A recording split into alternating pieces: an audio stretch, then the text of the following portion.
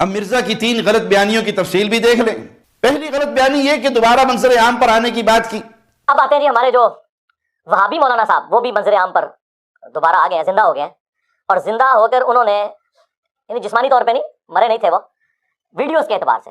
حالانکہ ہم نے جب سے توحید و سنت کی دعوت کا کام شروع کیا، قبر پرستی کا رد کیا، گھوڑے کے پجاریوں، بتوں کے پجاریوں، پیروں کی اونٹنی کی قبر کا طواف کرنے والے، پیروں کے پتھروں کا طواف کرنے والے، ان کا جب سے ہم نے رد کیا تو اللہ کے فضل سے تسلسل کے ساتھ ہمارا یہ سلسلہ جاری و ساری ہے، اور اللہ سے دعا ہے اللہ زندگی کے آخری سانس تک ہماری زبان سے توحید و سنت کا یہ پیغام عام ہوتا رہے۔ موت بھی آئے تو اس حال میں کہ اہل شرک کے ہاتھوں شہادت کی موت پا کے اے اللہ تیری جنتوں کے مہمان بنے۔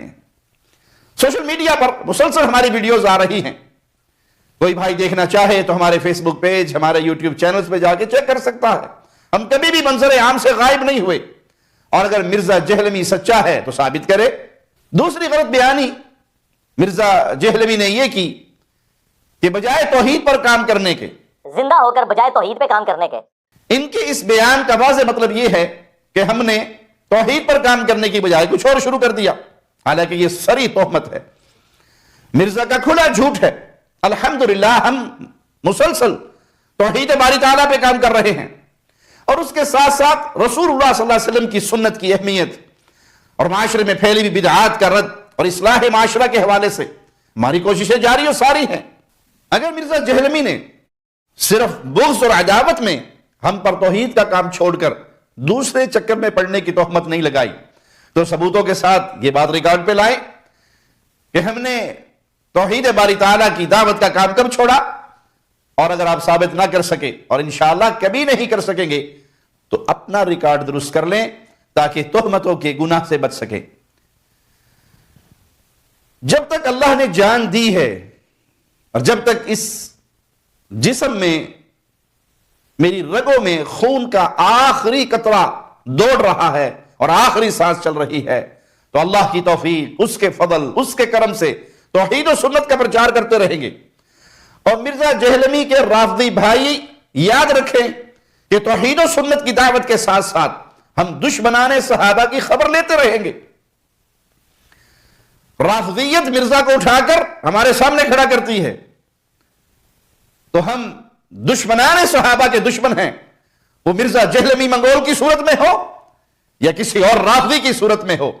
ہم جہاں توحید و سنت کی دعوت دیتے ہیں وہاں اس توحید و سنت کو اپنے سینے سے لگانے والی اہل ایمان کی پہلی جماعت محمد رسول اللہ صلی اللہ علیہ وسلم کے صحابہ، ان کے ایمان، ان کی عظمت کا دفاع اپنے اوپر فرض سمجھتے ہیں۔